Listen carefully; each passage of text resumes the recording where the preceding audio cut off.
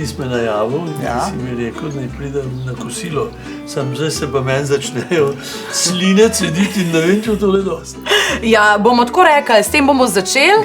Pa verjamem, da glede na to, da je Uroš tudi mojster sladic, če bo slučajno še kaj prostora ostal, bo pa postregel še s čim sladkim. Stara mama je zmeraj rekla, kakšen šmoren pa še naredili.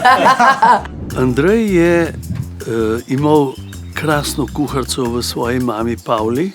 Ona je si izmišljevala jedi, znala je iz zelo malo narediti zelo veliko. Potem sem se poročil z Marijo, ki je bila tudi odlična kuharica.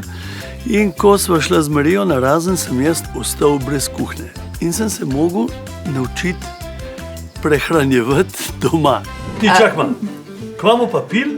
Ja, sem res, kaj imamo pa pil? No, tukaj sem pa jaz. No, tisti. Andrej? Namreč, jaz pijem cviček. In glej, to mojster ve. Zato, ker sem jaz njegov gost velikokrat in ve, da ta cviček ne sme biti ohlajen, ker moje glasilke imajo svoje zahteve. In naš mojster Krištof pa to pozna.